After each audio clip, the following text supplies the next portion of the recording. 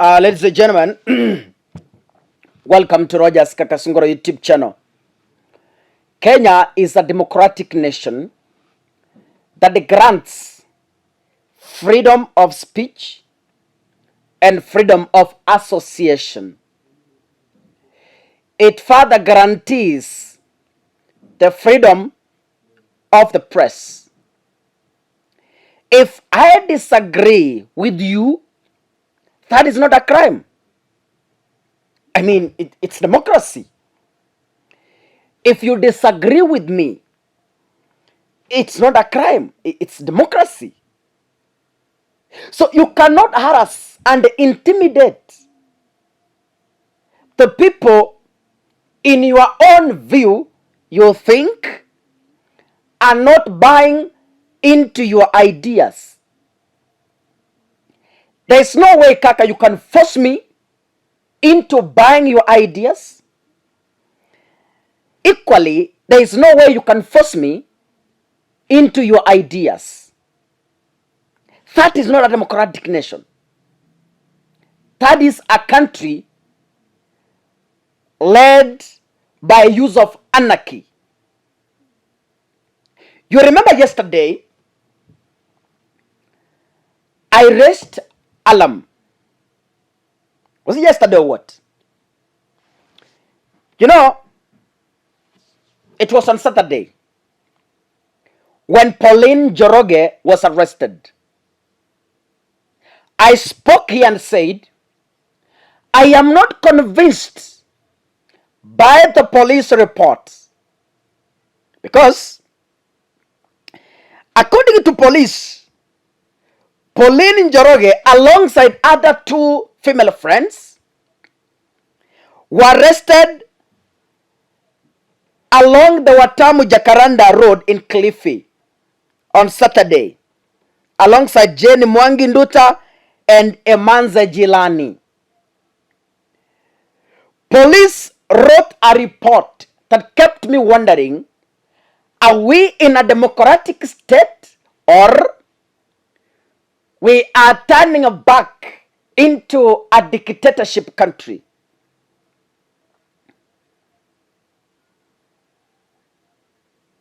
According to the police, they said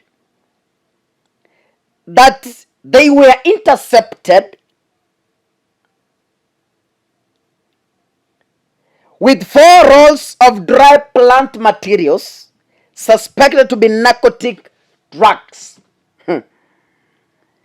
That was a police report. Now, from the same police report, it further stated, I don't want to miss a word, I want to be very accurate. According to a statement from the Watamu police station, it says, a search was also conducted at their residence at a resort house, and containers with 60 tablets suspected to be narcotic substances were recovered. Now, the police report read, while tracing for one Pauline Njoroge, we intercepted a motor vehicle registration number KCV 116T Toyota Hiace Silver in color along Watamu Jacaranda Road, and upon search from the vehicle, 4 rolls of dry plant materials suspected to be narcotic drugs were recovered. Now, ladies and gentlemen,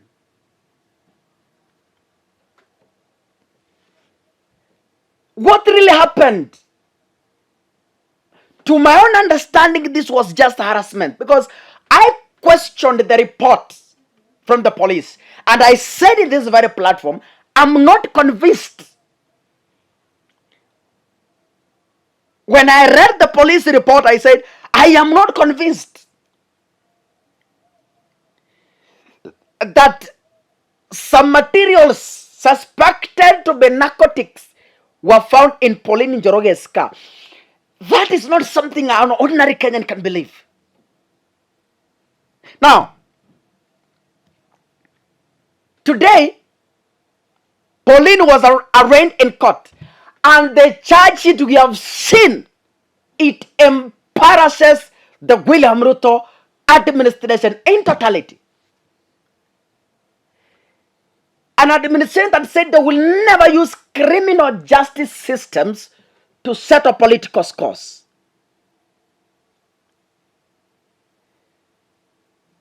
The charge sheet I have seen today, it depicts the pettiness in the DCI.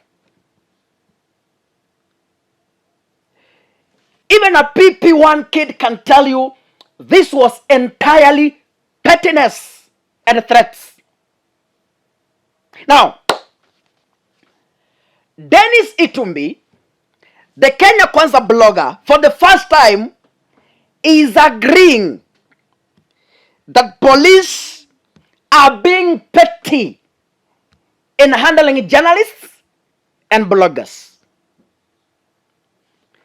And this is what he is writing.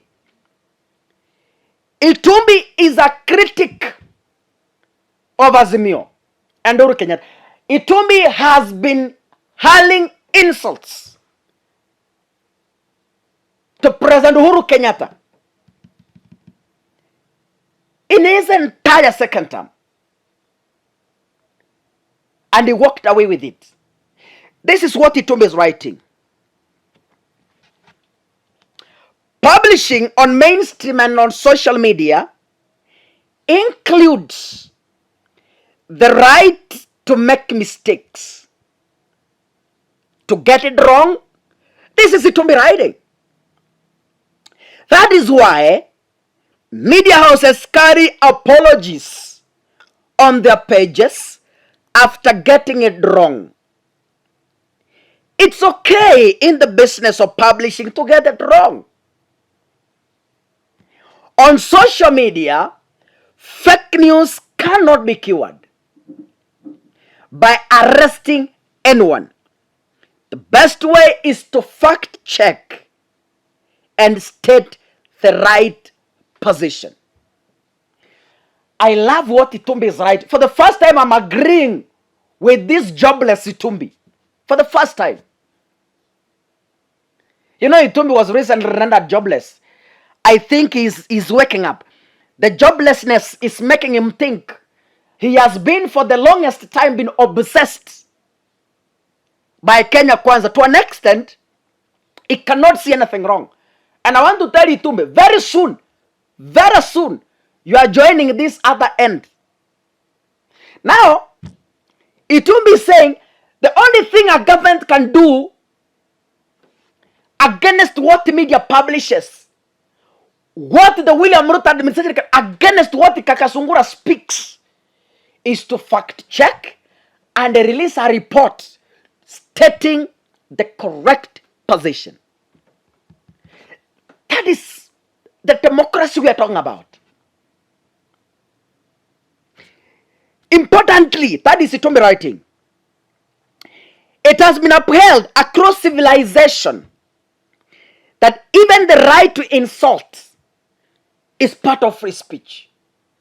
It has no law that can prosecute the person speaking. It's free of speech. There is no law. It is part of a free speech which is accommodated in our 2010 constitution. On this one, that is Itumbi writing, with utmost respect to the office of the DPP, I disagree. At cyber harassment, President William Ruto is not someone you can harass on social media. Haiwezekani. No. This I disagree. I have been arrested and charged 4 times on this petty law, and I won.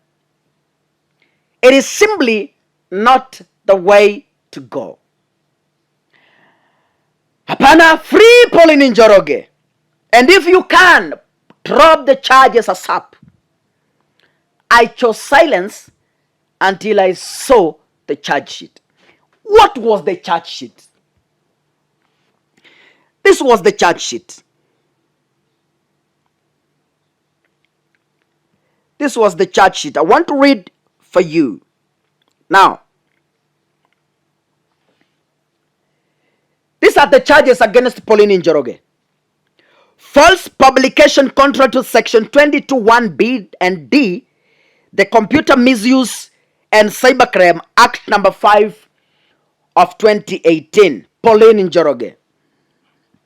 On 22nd of July 2023, at 12:09 p.m. at a known place within the Republic of Kenya, knowingly posted on your verified Twitter account at Pauline Njoroge, to wit, the massacre happening in Nyanza is heartbreaking. The images are so painful to see. Men's organs are being mutilated. Other forms of atrocities, crimes against humanity, also happening, especially in the Nyalenda area. Why would the government prosecute its people in such a manner? Why would it terrorize its own citizen, knowingly it to be false and calculated to cause panic and chaos among citizens of the Republic of Kenya? I mean, someone is writing and saying there is a massacre in Nyalenda. So if the government thinks it's fake news, the government could have released a statement stating the true position as Itumbi is alluding. So ladies and gentlemen, sometimes the Kenya Kwanza government wants to embarrass itself. I said, Kaka, if I'm given a minute, just 1 minute, on an atete with William Ruto, I will tell him facts on the face. I will never lie to him. I know people don't tell him the truth. This is an embarrassment to a whole state. You arrest a blogger, and then what you are presenting in court is what she wrote. Then if that was propaganda, what is the correct position of the government? Those are the tough questions we should be asking, instead of intimidating and harassing people giving information to the public. Anyway, I want to thank God because the government has embarrassed itself. This is a complete embarrassment. Hey, this is an embarrassment. This is a daytime, in a broad daylight, embarrassment to the Kenya Kwanza government. Shame on you. God bless you, ladies and gentlemen. Pauline Njoroge is a free woman as we speak. A free, beautiful lady from Mount Kenya. She's a free woman. God bless you, ladies and gentlemen. See you in the next video. Asanteni sana.